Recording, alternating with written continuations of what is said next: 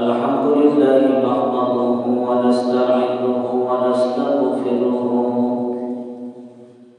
ونعوذ بالله من شرور أنفسنا من يهده الله فلا مضل له ومن يضلل فلا هادي له ونشهد أن لا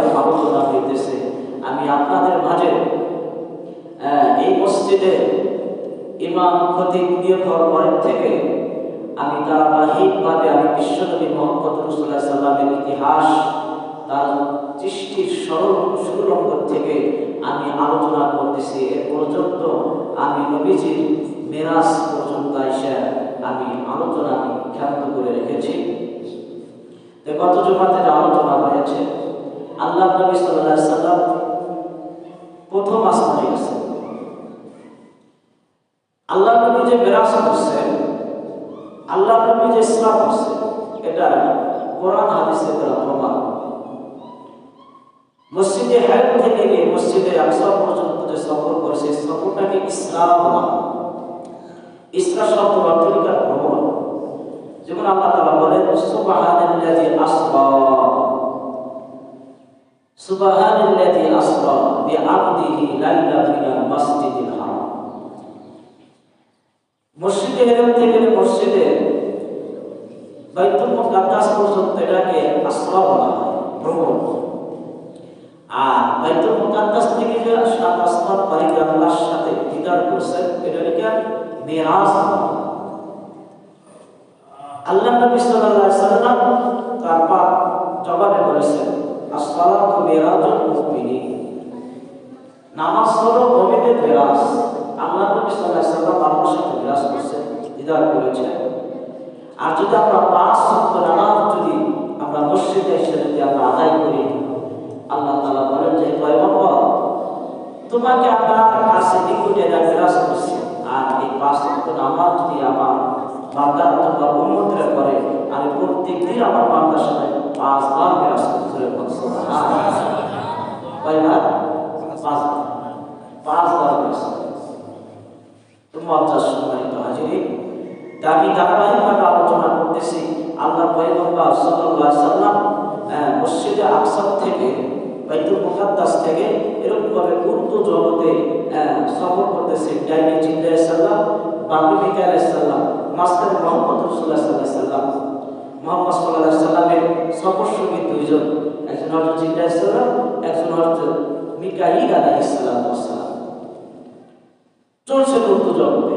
আমি গত জমাতে আলোচনা করছি যে প্রথম আসমানে, 7 আসমানে কোন কোন পয়গম্বরের সাথে সাক্ষাৎ হয়েছে, এটা আমার আলোচনার মধ্যে আজকে চলে আসবে ইনশাআল্লাহ।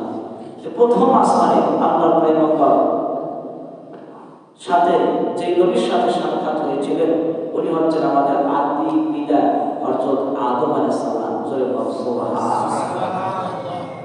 হযরত আদম আলাইহিস সালামের সাথে প্রথম আসমানে সাক্ষাৎ হয়েছে। আদম আলাইহিস সালামের সাথে আলাপ আলোচনা করার পরে যখন নবীজি একটু উর্দু জগতে সামনের জন্য আগানের পরে দেখে বিশাল বড় একটা মোরগ। কত জমাত আলোচনা করছে, খেয়াল আছে কি? বিশাল একটা মোরগ। তো মুহাম্মদ সাল্লাল্লাহু আলাইহি সাল্লাম এত বড় একটা মোরগ দেখে আশ্চর্যিত হয়ে গেছে। কিন্তু জীবনে তো এত বড় মোরগ আমি দেখি নাই, এত বড় মোরগ কেন? মুসলমান ভাইরা আমার, বিশ্বনবী মুহাম্মদ রাসূলুল্লাহ সাল্লাল্লাহু আলাইহি সাল্লামকে এটা